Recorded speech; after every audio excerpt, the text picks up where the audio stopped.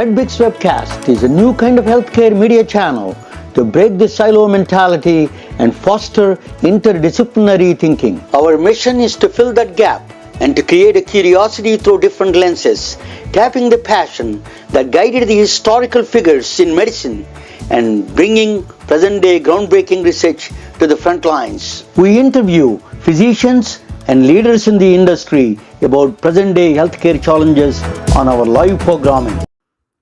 Welcome to the MedBix Webcast. This is Ramana Annamaraju. No, I'm not Albert Einstein. My guest speaker is, So let me, without further ado, I wanted to talk a little bit about it. I'm going to bring a guest speaker. Is going to talk about something important for the AI and therapeutics area. Then after that, I'm going to present a proton therapy. How do protons do cure? They can use in the radiation therapy. They use in radiation therapy. That I'm going to talk about the subject. It's very quite interesting. So Dr. Uli Chettipally is a long-time resident of Silicon Valley. He is one of the first few physicians who got into the AI and all those technology. And then he gave a Google talk actually. And then he is one of the very few physicians. And then he has written some articles on the sepsis in the hospital. We're going to ask about that. And then he is now, we all know mind over body, but he actually mind runs the body. He's doing a therapeutics. We're going to talk with them. Let me bring him online. Dr. Chettipally, welcome to the MedBix Webcast. Thank you, Raman. It's a pleasure to be here on this podcast. Thank you for having me. So you've been a long time here in Silicon Valley. So you've been in technology. You were a MD. You were assistant clinical professor in University of San Francisco system. Then you were doing a lot of technology. You were dabbling with a lot of things. One of the things you did is create a curiosity with me was a sepsis. What are the tools you could use? Sepsis is one of the diseases that explain what sepsis is, and then how that it is a big threat to in the hospitals. It is a fatal disease, and then how we can prevent through AI tools. You wrote something on it. Could you please explain that? Sure. So, my background is I'm an emergency physician, and I also am an epidemiologist. I have an MPH. The idea that when patients come into the emergency with fever or with confusion, especially the elderly folks, they end up becoming septic, or they're in the process of getting into sepsis. Sepsis is nothing but an overwhelming infection and the body's reaction to that infection. So you will see fever, you might see confusion, you might see decreased oxygen saturation, and it doesn't matter where, and then decreased blood pressure. So it goes into hypotensive failure. So no matter where the infection is, it can cause this overwhelming reaction because the body is not able to defend itself against this infection. And that is what sepsis is. And then if it's not treated, it'll go into septic shock and people can die from that. So it's a very dangerous one, right? Is most of the hospital deaths are due to the sepsis. Yes. Is hospital acquired infection. It's actually immunity response to the sepsis is causing that problem, right? That's right. And it doesn't necessarily have to start in the hospital, or it doesn't necessarily have to be hospital acquired. You can acquire any infection like urinary tract infection or pneumonia, even outside.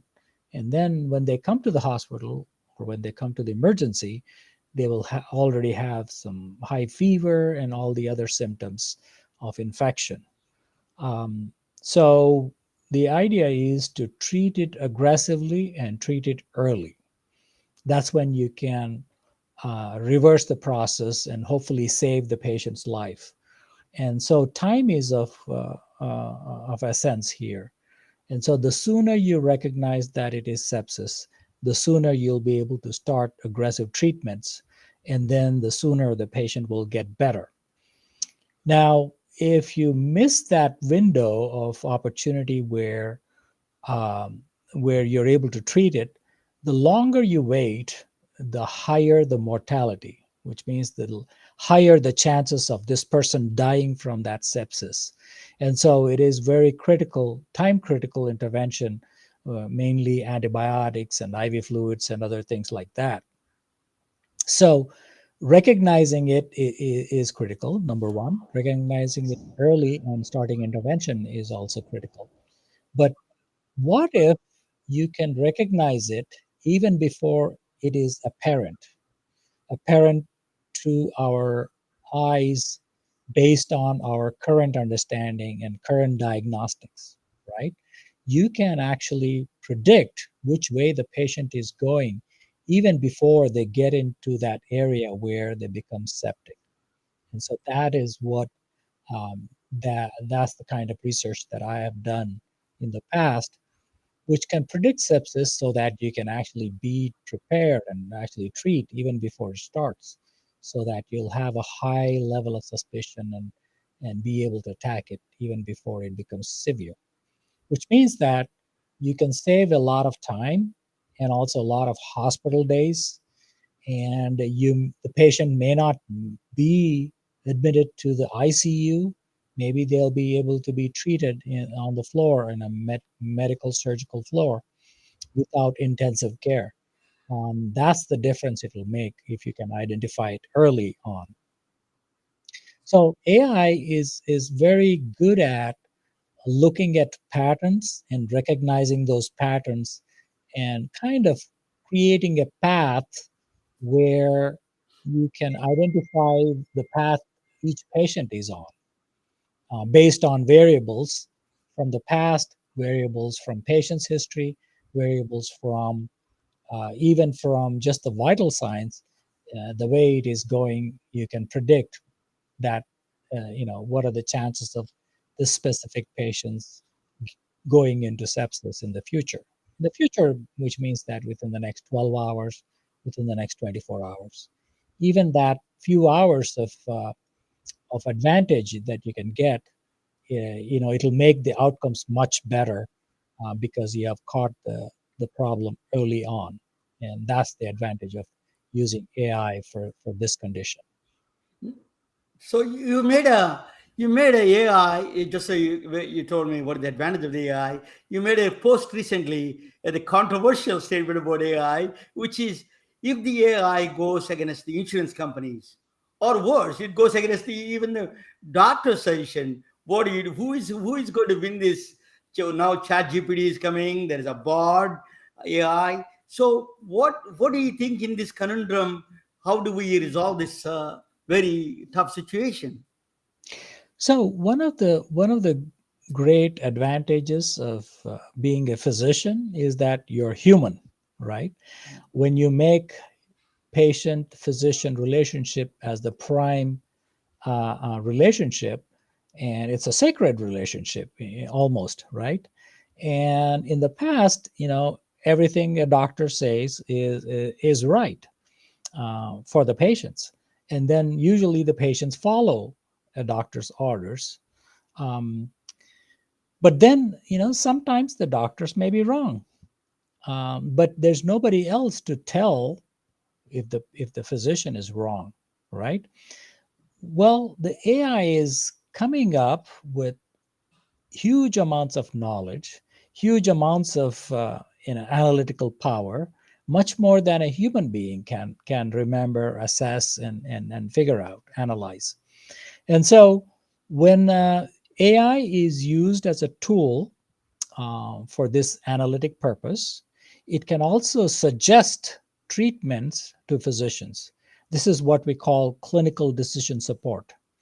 Clinical decision support is where technology tools can come up with answers or recommendations for physicians or nurses or patients to take a certain path in the treatment of a condition. Now, I've designed clinical decision support tools in the past, but we were using the technology that was available at that time. This was about 10 years ago, right? when I started doing this work. At that time, we were using logistic regression and statistics. We're still looking at 100,000 patient records, but still there is a limiting factor there. But what happens when AI takes over that function is that it will be looking at millions of patients instead of thousands of patients. It'll be looking at millions of patients. And so now we have computing power that can do that in seconds. We have computing power and tools that can do it cheaply. In other words, in the past, it was very expensive to be able to do that because you need very powerful and expensive computers. But now regular computers can do that. Even your iPhone can do that. So it is able to take these millions of data points and come up with predictions, predicting what the patient is going to go through in the future. Based on that prediction, it can also tell what treatments will be effective based on that prediction. And so you can even predict what can prevent the patient going into a bad outcome, right? So everything is based on prediction, and the prediction is based on millions of data points, billions of data points sometimes, and looking at patterns. And you can recognize the pattern, well, at least the machine can recognize the patterns and advise or suggest treatments that will be most effective in treating the patients. You know, yeah, in AI, Dr. Chettipally, AI is a actually misnomer. Actually, is a machine learning more than AI. AI means you have their own intelligence. It is actually predictive. Prediction is the basis for the machine learning. But Yes. you know that I'm one of the first few people who used it in the board experiment and Chat GPT 4. And I see factually a lot of things they're wrong, factually wrong. Some of them are very good, they're grammatically right, but they're factually wrong quite a bit actually. So if the clinical decision support system, it has not for the patients, it has to be for the doctor to assess whether it's correct or not. It is a tool for the physicians, not for the this time at least not tool for the patients. Do you agree with that assessment? That is true. That is true. That there are errors and mistakes, and the question is, well, that is this year. How will it be next year, or 5 years from now, or 10 years from now? It'll become very smart. Right now, it is almost competing with an average human being's intelligence. Yeah. So as it gets better and better and better, it will overtake human intelligence or human knowledge, right? And then it will be able to make better judgments and better decisions, or suggest better treatments than a human can. Now, if I'm in practice, if I'm seeing a patient with chest pain, yeah, I may remember the last 100 patients that I've seen with chest pain, or maybe 1,000 patients, or even 10,000 patients, if I remember, what would be the best, ideal treatment for a specific patient. But this can, if you extrapolate that to millions and billions of data points, and plus all the latest research, plus all the latest experience of patients that are going through right now in hundreds of different institutions, you can imagine how smart and how accurate it can become, right? And so it's just a matter of time that it will supersede what a doctor's decision, the accuracy of the decisions. So it doesn't mean that the doctor is doing something wrong, but it means that the doctor may not be as accurate as a machine learning algorithm or an AI algorithm, because it is taking a lot more data into consideration before coming to that conclusion. And so So, that's the point I was trying to make. so what happens to the doctor jobs? The physician jobs are going to be in. They're going to. It's going to be a threat in the future. Is do you? So it's like pilots, right? you know, airplanes are being flown every single day, even the largest airplanes, even the ones that travel across continents, over the oceans, they are basically run on autopilot. That does not mean that you don't need a pilot, right? They are Uh-huh. doing their job, the machine is doing their job, but you need a human being at that spot to make sure that it is doing the correct thing. And if for some reason that breaks down, if for some reason it makes the wrong decision, then the human being, the human pilot, will be able to navigate it, and who is fully trained and fully experienced in landing that plane safely. And so that's exactly what the doctors will be doing. The AI and machine learning tools are helpful in suggesting treatments, in providing all that information to the doctor, all that detailed information, so that the doctor will be able to make a decision, or the doctor will make sure that that information that the patient is getting, that treatment that the patient is getting, is not totally wrong, right? So it'll be a very a nice pilot co-pilot kind of a relationship with technology and human physicians. So you will need human physicians always.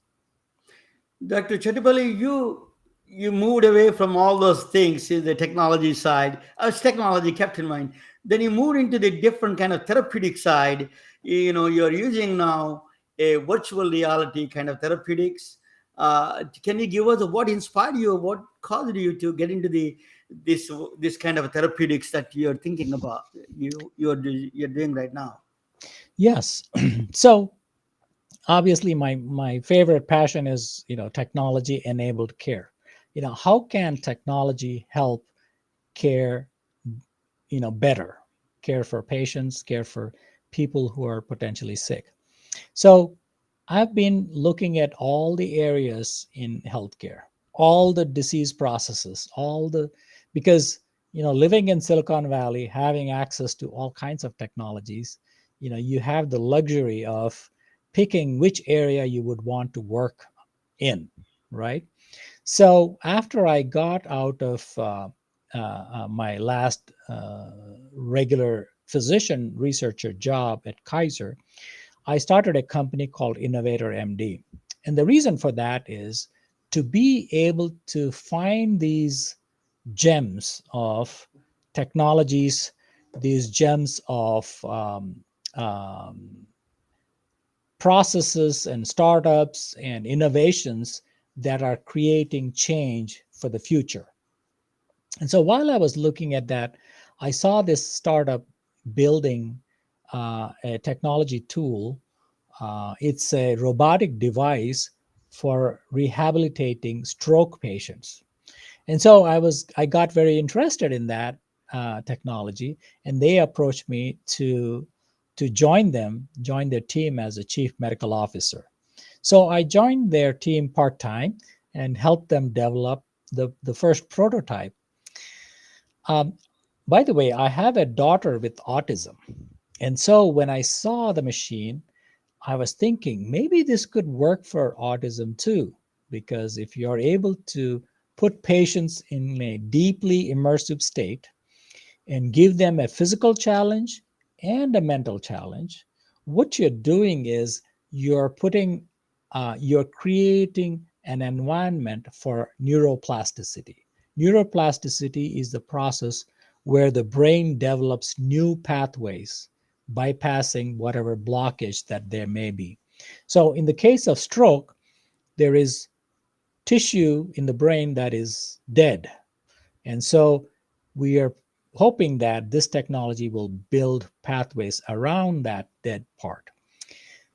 In autism, there is a similar process that goes on, but we don't know exactly where that problem is. We think that it is where the thinking part of the brain and the doing part of the brain are, there's a disconnect.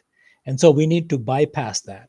So our hypothesis is that this kind of a technology solution will work for autism also. And so Last year, we spun off Sirica Therapeutics, which is my company. Would you mind? Would you mind if I show you the video of Sirica? I have a video. Let Yeah, me show you please that do. video. Yes. Please do.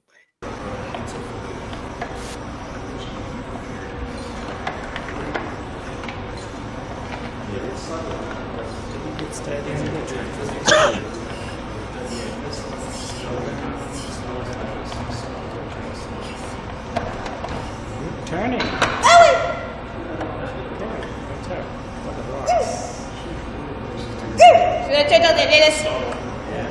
Doing good. Yeah. Just slow down, that's all.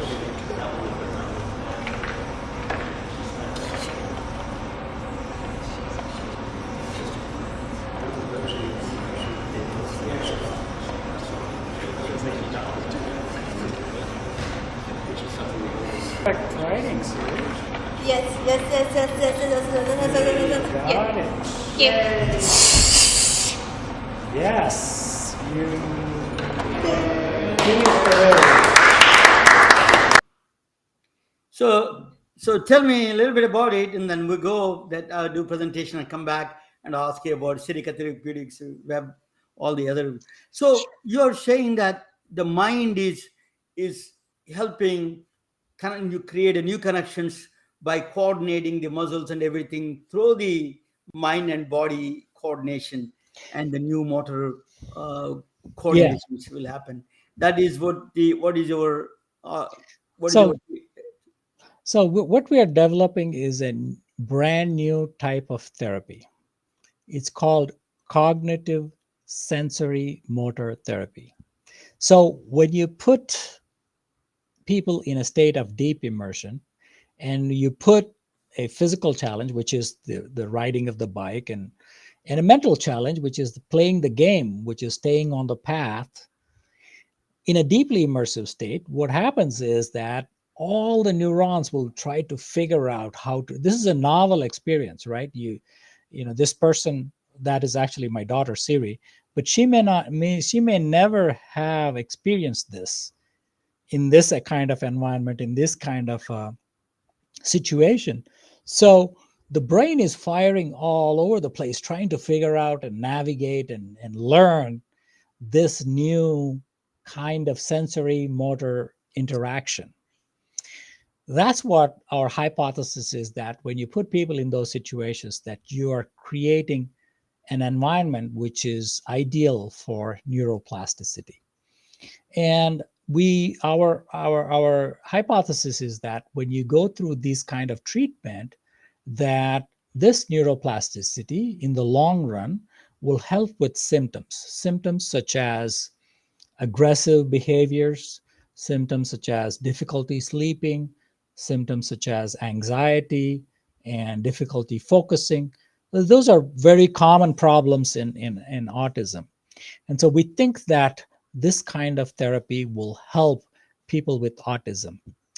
Right now, the main treatment is behavior therapy. Behavior therapy is where you're doing one-on-one therapy with with a therapist and the patient, which means that you have to spend at least 20, 30 hours a week one-on-one therapy. And that's a very time-consuming and expensive treatment. and physically constraining. Physically, it's very difficult too, because it's very painful to watch, for parents and others. The other problem is that there's not enough therapists. We need 60,000 therapists to be able to manage with the population, and so there's only 30,000 therapists available. Mhm. The third problem is that autism is increasing. I'm telling my son to do therapy, PhD in therapy. Yeah, it's a very so there is a crisis happening because the number of people being diagnosed with autism is increasing at about 8 to 9% a year. That is Every stunning. every year for the last 20 years since they started counting. And so that is a scary number, which means that currently CDC says that it is 1 in 36 individuals have autism. Uh, their numbers show. And so very quickly it will overwhelm the healthcare system, and it's already doing that with the school systems. It's going to overwhelm the care providing systems once they become adults, because these individuals will have a normal lifespan. That means they will need people taking care of them throughout their life, which is going to be a very expensive proposition. So one of the ideas is that if we can provide this therapy, at least we can decrease some of that burden on the therapist, decrease the burden on the family, and hopefully on the society in the long run. That is our hope. Dr. Chettipally, when we come back, I will show. I want to ask you how the physicians can participate or patients can participate, and how the insurance is, or what is it, how the cost structure. I'll ask you. Let me present to this both of us together. See this presentation, and I need your opinion too. It is a very valuable for me. So I'm going to do a proton therapy. Proton is cancer is a curse of all the humanity. That is a need help from the universe besides the doctors treating cancer. That's what we are going to explore. So proton therapy is a huge equipment, is a medical device, is a huge treatment equipment. It is almost, I tell you how big it is. It's just mind-boggling. It is almost 767. It weighs 220 tons. It is seven, because the magnet and everything together. It's almost 767 fully loaded. 21 miles cables inside. There's a 12-foot thick concrete walls to put this to radiation and all those things, and 300 piers, the columns that will be installed to support this equipment. So that is a huge undertaking in the construction undertaking. But so what is that they're doing? The proton is a size you would be surprised. The protons stays in the nucleus. One is actually it determines the number of protons, determines the identity of an element. If one proton in the nucleus, it is hydrogen. 6 protons in the nucleus is a carbon. So it determines the identity of the element. In this case, hydrogen itself, one proton in the nucleus, one electron in the outer orbits. So the proton size is 0.8 femtometers. Is a one quadrillionth of a meter.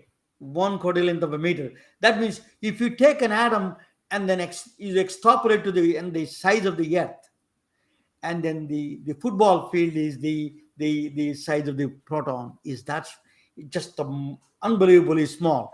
To drive that little rascal, you need a huge equipment that I mentioned you. So that is a surprising. That is what I want to show you, how I'll show you how big is that equipment is. You will be just let me show you that equipment. This is a huge. Insignificant though this bottle of compressed hydrogen gas looks, it marks the beginning of the world's largest and most powerful particle accelerator chain, culminating in CERN's spectacular Large Hadron Collider. Hydrogen atoms from this gas cylinder are fed at a precisely controlled rate into the source chamber of a linear accelerator, CERN's LINAC 2, where their electrons are stripped off to leave hydrogen nuclei. These are protons and have a positive charge, enabling them to be accelerated by an electric field. Their journey to eventually take part in ultra-high energy collisions similar to those following the Big Bang can now begin. This initial acceleration has caused LINAC 2 to be likened to the lumbering first stage of a huge rocket. By the time this packet of protons leaves LINAC 2, it'll be travelling at 1/3 the speed of light. It's about to enter the booster, stage 2 of the rocket if you will. In order to maximise the intensity of the beam, the packet is divided up into 4, one for each of the booster's rings. Straight acceleration is now impractical, and the booster is circular, 157 metres in circumference. In order to accelerate the packets, they are repeatedly circulated, and the electric field is now pulsed in the same way that you push a child on a swing each time they reach a certain point. Magnets exert a force on the passing protons at right angles to their direction of motion, and so powerful electromagnets are used to bend the beam of protons round the circle. The booster accelerates the protons up to 91.6% of the speed of light and squeezes them closer together. Recombining the packet from the 4 rings, it's then flung on into the proton synchrotron, by analogy stage 3 of our rocket. Let's just follow 2 such proton packets. The proton synchrotron is 628 meters in circumference, and they circulate for 1.2 seconds, reaching over 99.9% of the velocity of light. It's here that the point of transition is reached, a point where the energy added to the protons by the pulsating electric field cannot translate into increased velocity, as they're already approaching the limiting speed of light. Instead, the added energy manifests itself as increasing mass of the protons. In short, the protons can't go faster, so they get heavier. The microscopic kinetic energy of each proton is measured in units called electron volts, and now the energy of each proton has risen to 25 giga-electron volts, or GeV. The protons are now 25 times heavier than they are at rest. The packets of protons are now channeled into stage 4, the superproton synchrotron, a huge ring 7 kilometers in circumference, designed specifically to accept protons at this energy and increase it to 450 GeV. Soon, the packets of protons will be energized sufficiently to be launched into the orbit of the gigantic Large Hadron Collider, or LHC, which lies between the Jura Mountains and the Alps, and straddles both France and Switzerland. Lying deep underground, it has a circumference of 27 kilometers. There are 2 vacuum pipes within the LHC containing proton beams travelling in opposite directions. Using ultra-sophisticated kickers to synchronize incoming packets with those already circulating, one vacuum pipe has injected into it protons which will circulate clockwise, and the other protons which will circulate anti-clockwise. The counter-rotating beams cross over in the 4 detector caverns, where they can be made to collide. The energy of the collision is double that of the individual opposing protons, and it's the debris from these collisions that is tracked in the detectors. For half an hour, the SPS injects protons. Finally, there are 2,808 packets. During this time, the LHC adds extra energy to each proton, whose velocity is now so near the speed of light that it goes round the 27-kilometer ring over 11,000 times each second, getting a boost of energy at each revolution from the pulsed electric field. Finally, each proton has an energy of 7 tera-electron volts, and they're 7,000 times heavier than at rest. The magnetic force needed to keep the beams bending to the ring is so enormous that nearly 12,000 amps must flow through its electromagnets. This is achieved by making the LHC colder than outer space, so that its magnets become superconducting. Now the protons are ready to collide in the detectors. A steering magnet finally brings them onto a collision course.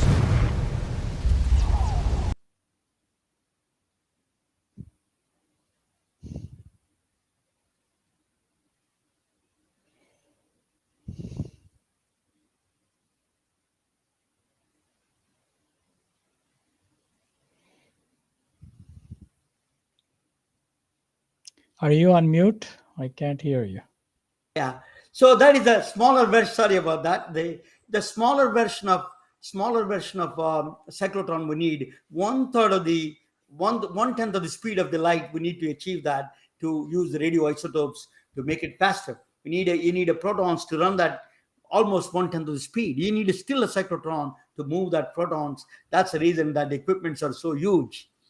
Actually, United States, we have a 250 United States has 250 cyclotrons, but particularly related to the medical field.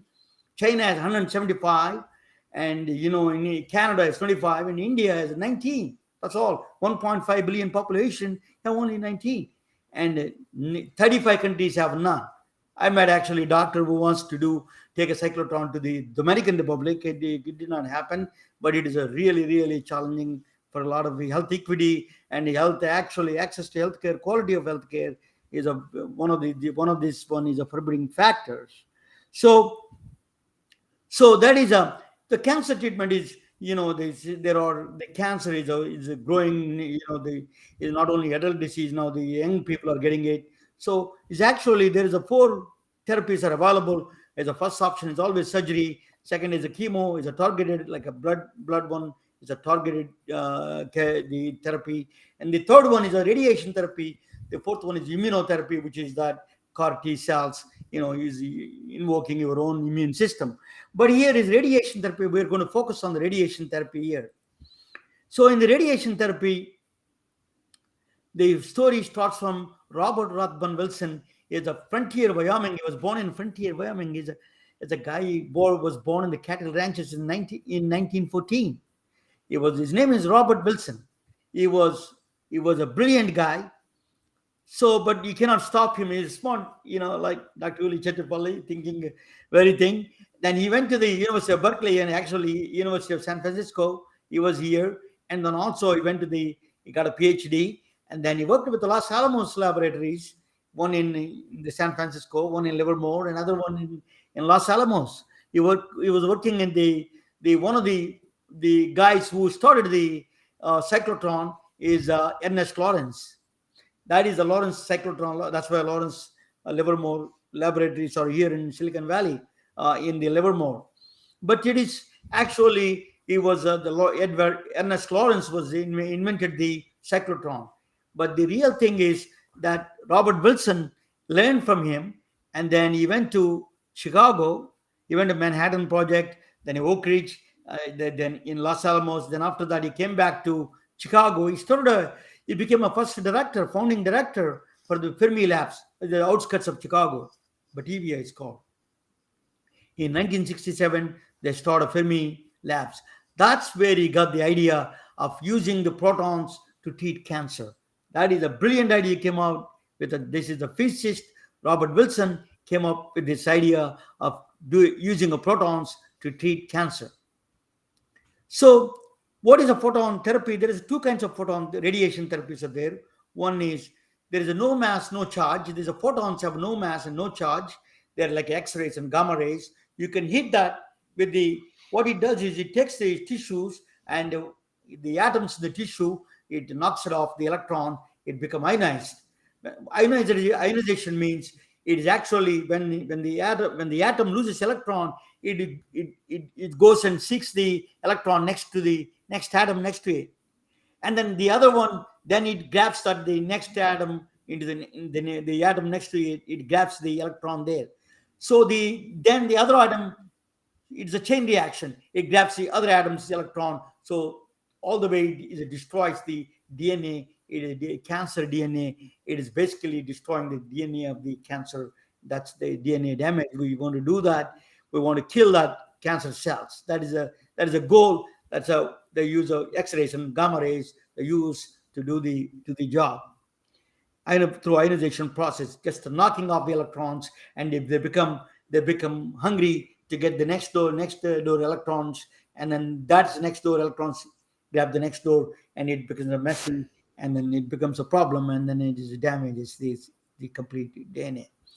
But the radiation therapy with the photons, the problem with that radiation therapy with the no mass, no charge, most of the time the radiation goes and hit the skin. It actually dissipates at the skin. Mostly it damages the healthy tissues. That's a problem with the no mass, no photon, because by the time it reaches the cancers, that in the inoperable cancers, some of them are, for example, in the inside all the way deep inside the brain. It is impossible. It's so mostly cannot reach. So you cannot do surgery. It's inoperable cancers.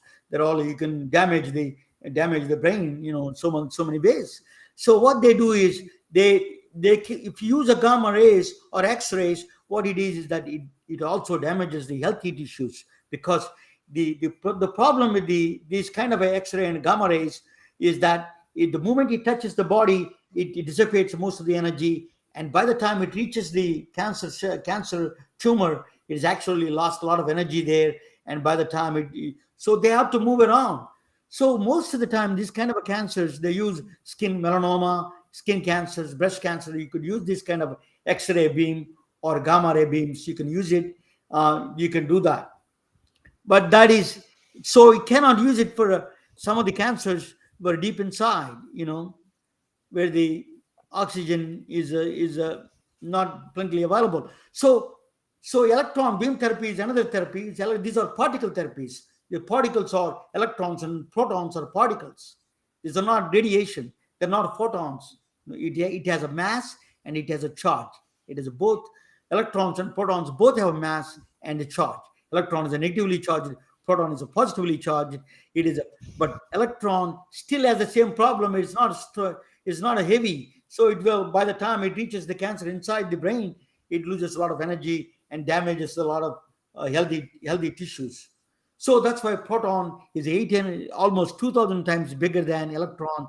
They want to use a proton beam therapy. That is a good solution for that kind of things. So proton beam therapy started in England.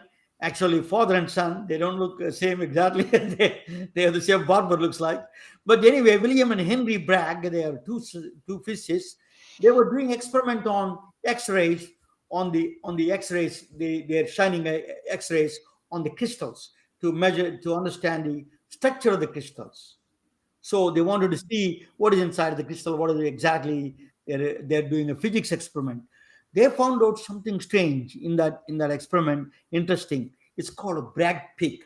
That's bears their name, Bragg peak. Actually, Bragg peak is when you're going on a street, and then you're sitting, you were thinking and daydreaming. All of a sudden, you saw the red light, and then you have to stop. When you stop it, what it does, the kinetic energy is transformed into the different kind of energy. That's what it does. It lifts up your car a little bit in the back, and then it screeches the tires, the friction and the heat. So it dissipates. It deposits a lot of energy in the when you stop it. That's exactly protons does. When you stop it, they automatically, when they're at the end, they put a lot of energy there and immediately falls down and it stops. That is, they found out the protons also does the same thing. That's the named after them, Bragg peak. It's a central theme of the physics of the proton therapy is the Bragg peak. So with that one, most of in the conventional therapy, in the X-rays and gamma rays, all of them, they dissipate while touching immediately after the touching the body. A lot of energy is dissipated. You get a lot of burns and everything. But in this case, in the proton, it goes all the way to the end and it deposits the energy at the tumor. That's an advantage. So then bombarding the tumor with the different angles they do. And so they use a proton therapy to the gantry, they use it, and then they bombard the tumor with the different angles. So you can deposit a lot of energy to destroy the cancer. That's to bombard the tumor and kill it. So how did they do it? They put a cyclotron, I showed you. That is a Robert Wilson who uses the proton. That's in the Fermi labs. He is the father of the proton therapy. That's why they call him father of the proton therapy. He's a physicist, actually. He's not a doctor. And then he proposed the proton therapy to the cancer treatment. So he was that he came from a small rural town of Wyoming, and then think about that how he became such a force in medicine. Then proton therapy, what they do is basically you can also to adjust where the tumor is, because the tumor could be anywhere in the brain or any place inside. You can adjust. You can put a water tank. You can really adjust that depth by water tank. As simple as that. Put a water tank in between. Proton therapy is a very expensive treatment. It's a very, as I told you, it's a huge endeavor. and then only 40 of them in the United States. Proton therapy, cyclotrons, we have 250 for the physics, but the proton therapy, which is it requires a cyclotron and the accelerator, particle accelerator, you need it, smaller version. It is actually only 40 of them in the United States. They see around 200,000 patients around the world that do the proton therapy. India has only 5. China has a 15. So think about that. India is a long way to go in the proton therapy side. Now there are coming up a new kind of technologies coming up. Single room proton therapy. Proteus as is producing a single room therapy. Still, a lot of technology is evolving in this area. So that's I went to the Lawrence Laboratory right here one time. That's one thing that I love it. So Robert Wilson Award is actually particle therapy cooperative group. There's a lot of doctors are involved in this one, and then they provide every year Robert Wilson Award to everybody. The neurologist George Paulson got the 1974 award of Robert Wilson Award. The next one is Dr. Michael Okun got the award in 2023. He got the award, the Robert Wilson Award for the particle therapy cooperative group. This called. They use a particle therapy to treat the cancers, and that's what it is. So think about a man started from somewhere and it became one of the important forces in medicine. So universe, we all came from the stardust. So universe, we're a collection of particles, protons, neutrons, and everything. We're a collection of particles, and then we became a human in the life. And then universe has also gave the laws for those kind of hidden laws. We need to explore and find out what the laws of those governing those particles. Then we can find the treatments. That is the. Thank you for watching. Let me bring Dr. So tomorrow I'm going to talk about is a very interesting topic. It's a black hole and the brain and the hologram and computers. What is the thing common in this? Common in all of them. The black hole, quantum computers, and the holograms are something in common, and the computers and the brain. Actually, let's talk about the brain. We talked with the Dr. Chettipally. I'm going to bring him back. Let me bring him back to the. Yes, welcome back. So, what do you think of this proton therapy? I was presenting something. Very fascinating. I'm sure a lot of hard work went into creating something like this of this magnitude, and being able to research that is also amazing. Thank you. But your work is really helping patients. So Sirica Therapeutics, now. So where is the stage? What is the stage of Sirica Therapeutics, and what is our next plans for the Sirica Therapeutics? So during the first week of May, we actually went to Salt Lake City and recruited 9 patients with autism to actually try the machine and give us feedback. And it was a very successful test for us, a study for us, because we wanted to make sure that patients, number one, patients can use it. So we wanted to check the feasibility, right? And then we also wanted to check the safety of using a machine like that. For example, VR can cause symptoms of nausea and motion sickness and those kinds of things, right? So we wanted to make sure that's not a problem. And we found out that's not a major problem. Also, some of these patients will have a history of being scared of things, right? Whenever I talk about this, people will ask me, are you sure, people with autism will be brave enough to sit on the machine and actually put on VR goggles? Well, we have the answer. All 9 patients, even those who have never worn a VR goggle, who have never played a video game like this, were happy and excited to actually do it. And all 9 patients completed the task that we gave them during the study, and they all successfully completed and also gave us feedback. So that was a big step for us, because we are in the very early stages of this developing this technology. And the next step would be to actually bring 2 or 3 machines here to the Bay Area and actually have more people try them. As we are trying, different things, we are studying how it works, and we are studying the effect on patients and how it is helping them. And we'll be doing some clinical trials while this is happening. And so that is our next step. So far, I would say we are still in the pre-seed stage as a startup, which means that we are raising our first round of 800,000, and we already have some money raised. So we want to complete that round, and we want to do the work of the FDA work, the IP work, and also apply for some grants. And there's some technology development and team development that needs to be done.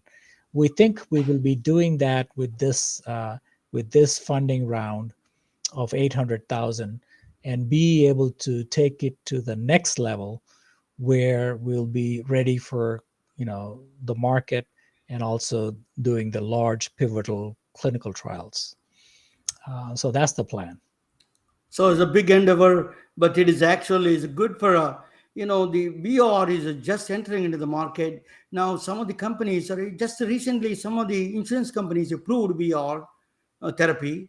I hope that is we're going to that insurance companies see this value of VR therapies, and then particularly you're combining physical and mental therapies together.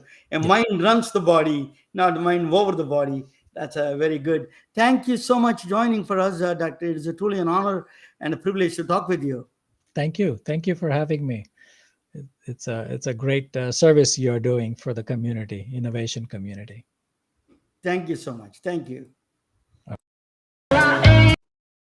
We I just I'm having a problem. We are retelling their stories through our patented designs that can be worn on scrubs, t-shirts, printed on conference bags, and endless other promotional materials. Daily Wear for Medicine is the first ever of its kind to create curiosity in medicine through visual art. We at MedBricks are celebrating unsung heroes of the past who made enormous contributions to the field of medicine through our unique campaign called Daily Wear for Medicine. You can wear it, carry it, and give it.